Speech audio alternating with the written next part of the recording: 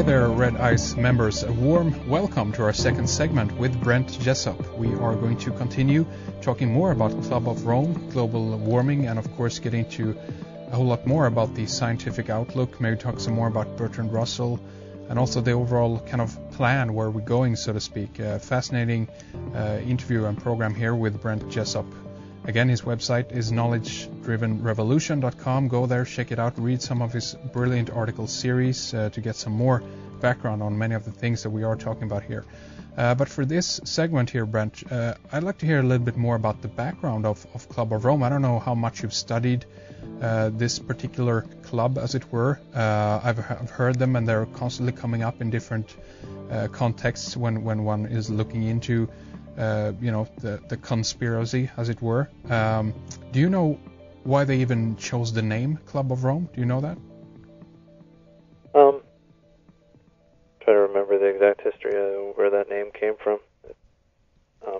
More to do with the founder, the guy who gets credit for founding it was an Italian guy, Aurelio Pasai, I think his name is.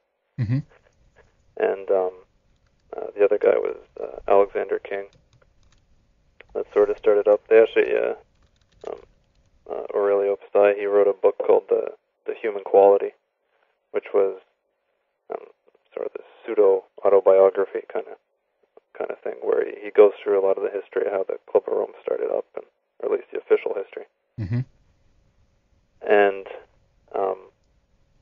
more of what we see, I mean, it's hard to sort of trust a lot of what these guys say about how they founded it and how innocent it was.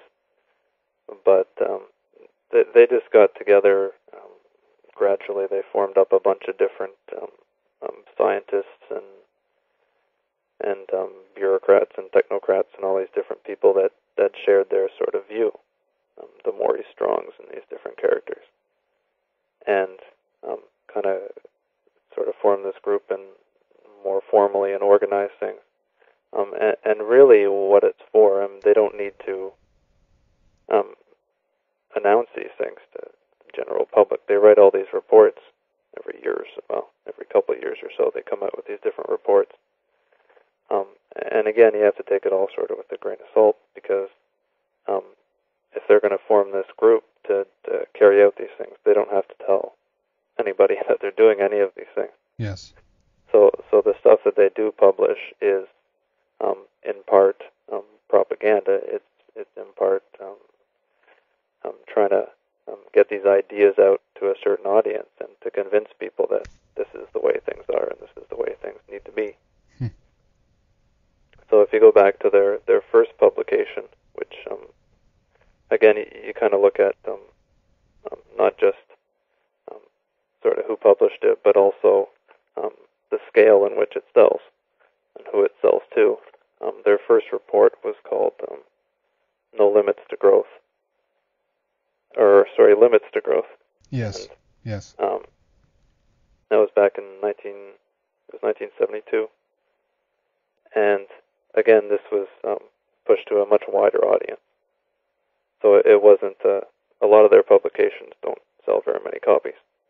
And this one was advertised, and it was part of their Stockholm conference there on the human environment. It was sort of part of that lead up and part of the propaganda around that. But you can still gain a fair bit of information about sort of what they're thinking and the ideas they're trying to push from these different books. And one of the ideas that was in this Limits to Growth book, it kind of goes through the idea that there's just too many people and there's just too much pollution and there's all these problems.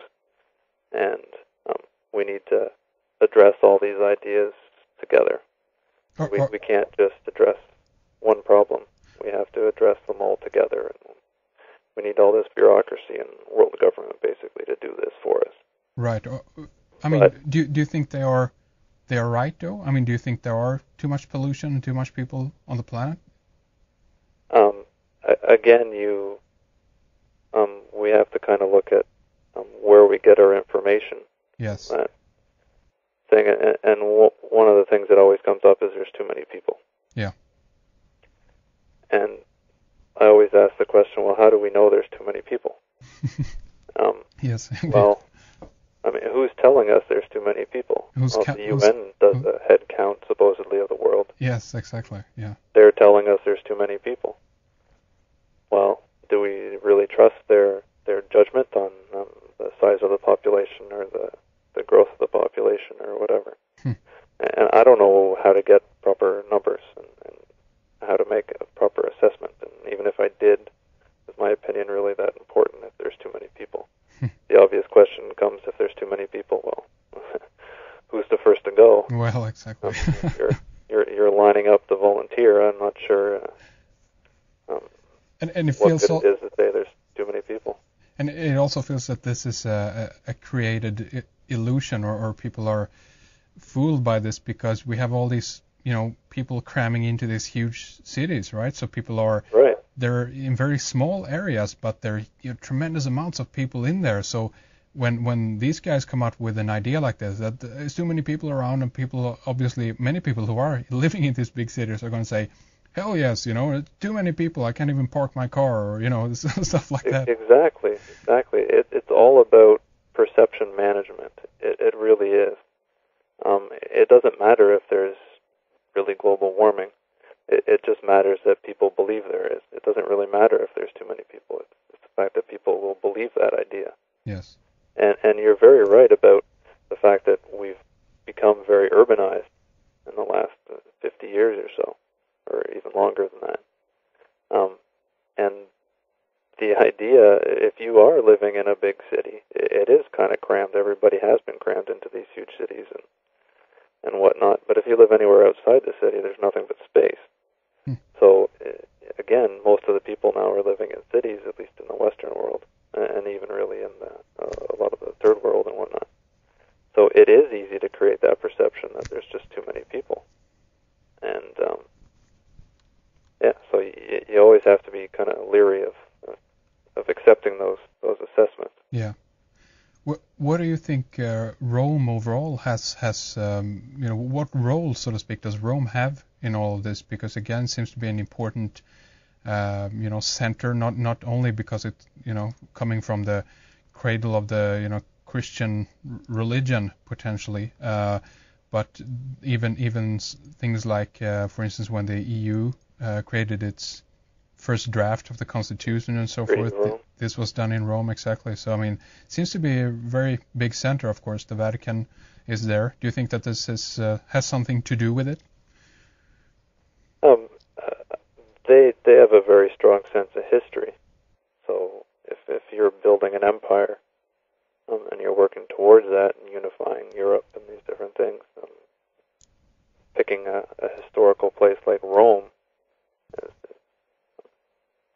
a good choice as far as they're concerned. There's irony and there's history behind it. As far as there being deeper meanings behind it, again, the further up that pyramid you go, is the control center sort of in Rome, or is there other things happening? Again, it gets vaguer and vaguer. I try to avoid those questions just because the information does become so vague that you tend to be grasping at smaller details that may just be misleading you as far as they are leading you in the right direction. Mm-hmm.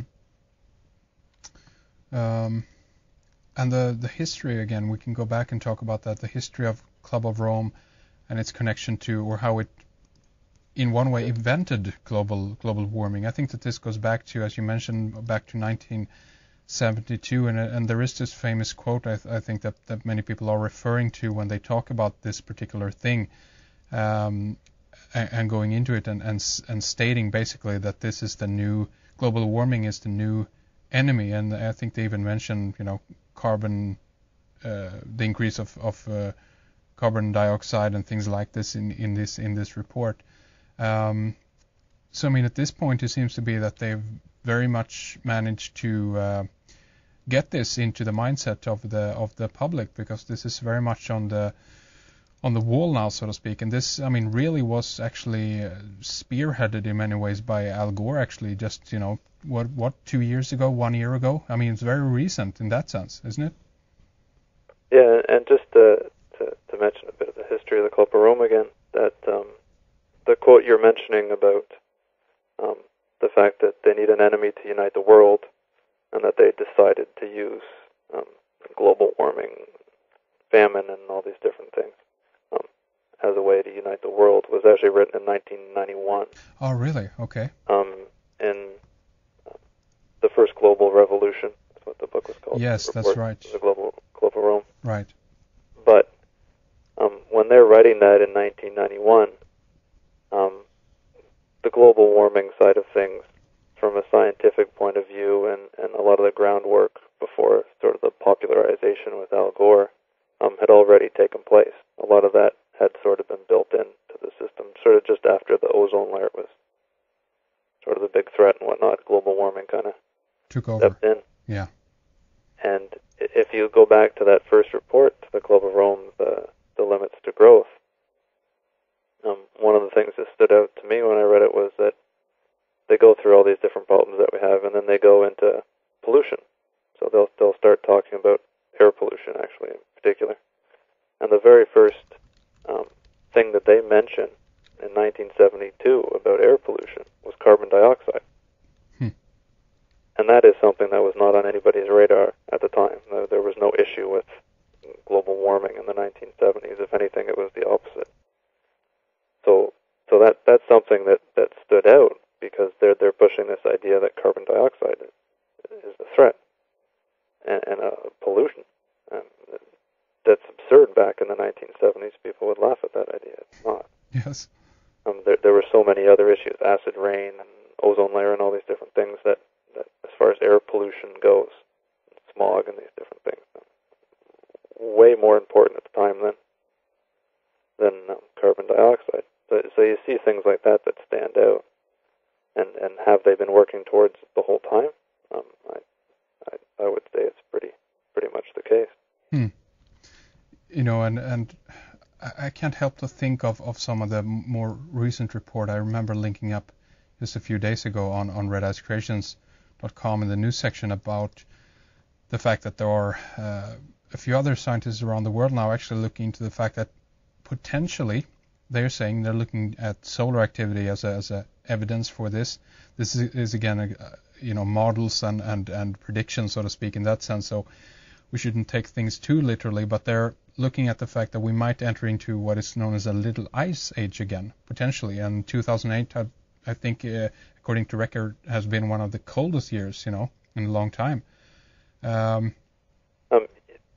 That idea of this sort of new ice age and whatnot, or little ice age.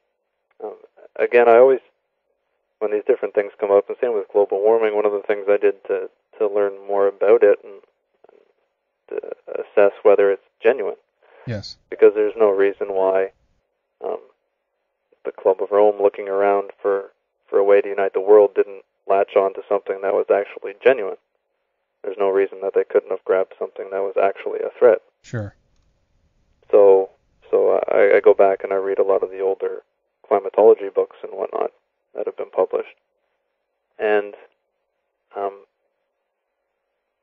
more particularly when the UN started up as well, when they did this IPCC, Intergovernmental Panel on Climate Change, which is what we always hear about. Is yes, global warming is now a certainty, and they always slightly change the wording to it as we go, and to make it seem more and more imminent, I guess.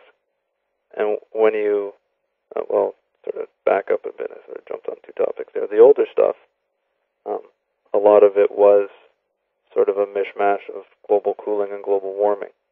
And there was all these different ideas about sort of where the world is headed. It was less of it was what are we doing to impact it. That was sort of accepted that we couldn't really change anything.